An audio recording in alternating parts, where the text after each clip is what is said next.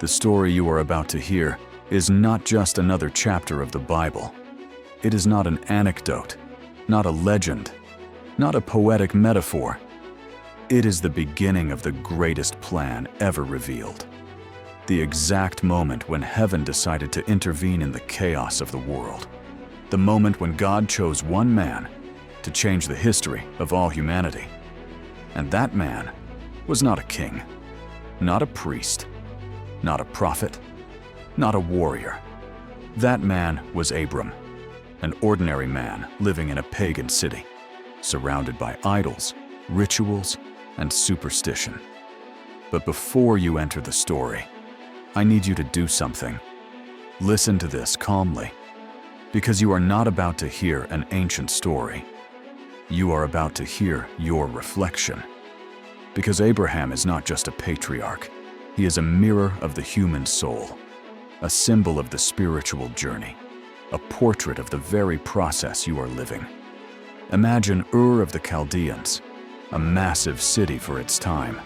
Towers, temples, ziggurats, markets filled with voices, smoke, animals, rituals, idols everywhere. A society that had completely forgotten God. No one sought the Creator.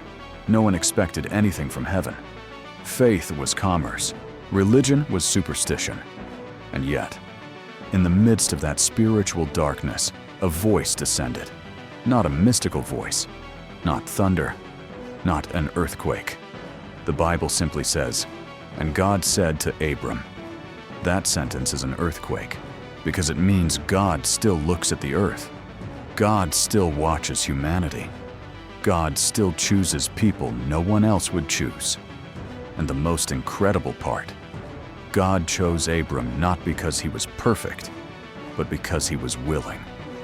The voice of God said, "Abram, leave your land, your relatives, and your father's house, and go to the land I will show you." Stop here. God gives him no map, no name of the destination, no coordinates. He does not say, "Follow this road." He only says, "Leave." God does not reveal the destination until you let go of your comfort. That's how God works. First you obey, then you understand. First you move, then you see. First you release, then you receive. Abram was 75 years old, childless, no heir, no lineage, no logical explanation. But he had a voice he had chosen to believe. Abram packed everything. He took his animals, his servants, his belongings, and began to walk. Day after day, week after week, month after month, sometimes under the burning desert sun, sometimes under the freezing night sky, sometimes unsure if he was heading in the right direction, sometimes doubting himself.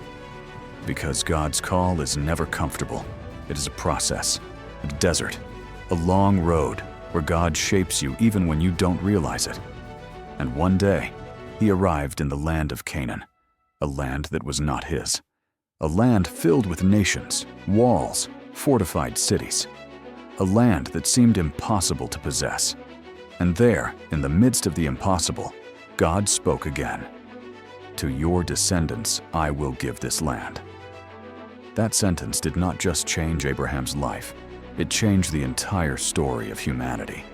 Because from that descendant would come Israel, and from Israel would come the Messiah, and from the Messiah would come salvation. In one sentence, God drew the eternal map of humanity. But there was a gigantic problem. Abraham had no children. Sarah could not conceive.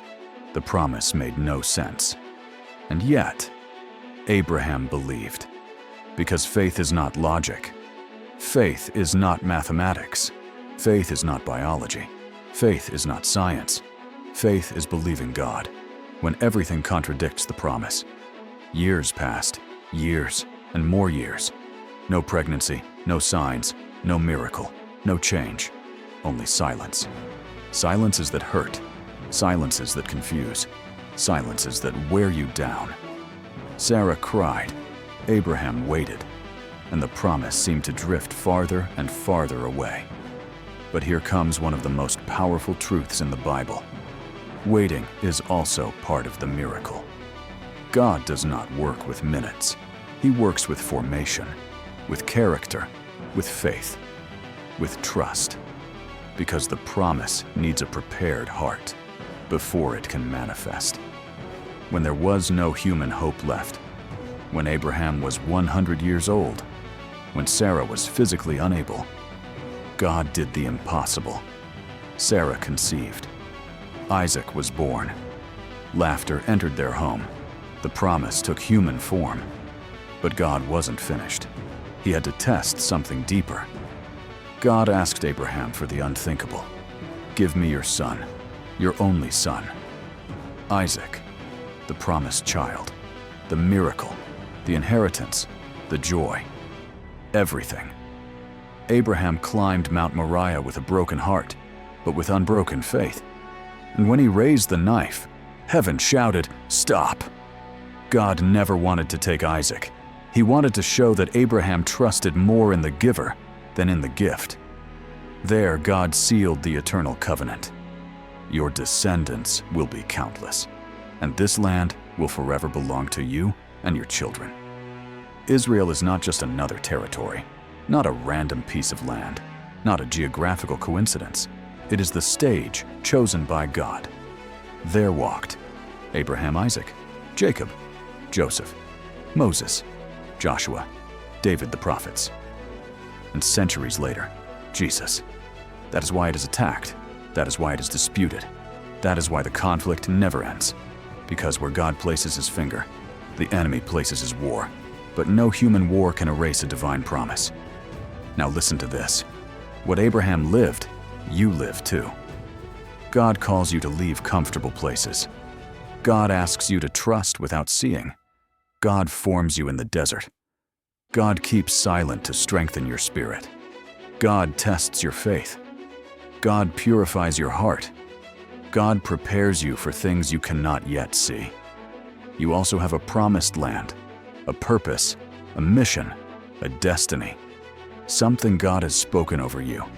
And even if today you see silence, even if you see delays, even if you see obstacles, what God promised, God will fulfill. Not late, not early, at the perfect time. Because if Abraham teaches us anything, it is this. Faith is not understanding the path. It is walking with the one who understands everything. And just as God fulfilled his promise to Abraham, he will fulfill his promise to you. Because the promise that changed history is still changing lives today.